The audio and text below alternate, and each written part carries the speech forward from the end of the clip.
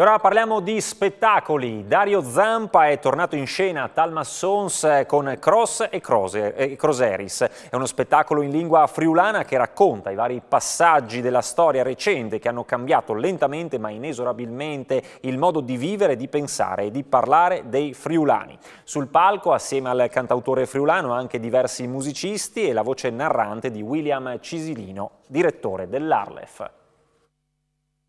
Dopo essere stato protagonista nelle scorse stagioni con lo spettacolo concerto autobiografico La Vie, Dario Zampa, famoso cantautore di Mortegliano, noto anche come conduttore di importanti spettacoli sulla nostra emittente, è ritornato in palcoscenico per il circuito ente regionale teatrale con nuova messa in scena in lingua friulana che racconta i vari passaggi della storia recente che hanno cambiato lentamente ma inesorabilmente il modo di vivere, di pensare e di parlare dei friulani. Si intitola Cross e Croseris, Croci ed Incroci, con coprotagonisti sul palco Sebastiano Zorza alla fisarmonica, Omar Malisan alla chitarra, Andrea Grosso al basso, Nicola Masolini alle percussioni e la corista Grazia Rapetti con voce narrante del direttore dell'Arlef William Cisilino. È stato il Teatro Comunale di Talmassons ad ospitare l'evento fuori abbonamento che verrà replicato per il circuito ERT il prossimo 6 febbraio al Teatro Italia di Pontebba, con gli onori di casa del sindaco di Talmassons Fabrizio Pinton, anche nelle vesti di presidente dell'ente regionale teatrale. Croci ed Incroci rievoca l'immagine di un crocevia che una volta veniva segnalato con una croce issata in un angolo per invitare alla prudenza e scongiurare incidenti. Dario Zampa lo ha richiamato per rievocare attraverso monologhi e canzoni sempre in marilenghe l'incertezza del futuro. Dopo aver ripercorso una lunga strada nella penombra, il popolo friulano si ritrova finalmente in un incrocio illuminato a giorno, ma la luce è così forte che lo abbaglia, che non gli permette di vedere la luna, le stelle e le luci che ci sono al di là dell'incrocio. Chiuso in una gabbia dorata che Zampa definisce schiavitù moderna, avverte la necessità di riscoprire l'anima, il cuore e la forza che da sempre lo ha caratterizzato, e la madrelingua è un ingrediente che lo aiuta a ritrovare la retta via. L'esibizione è inframmezzata ed impreziosita da alcune poesie musicate e da significative frasi scritte da Pierpaolo Pasolini che riguardano la nostra terra e che inducono ad una riflessione sull'importanza della cultura e della lingua friulana.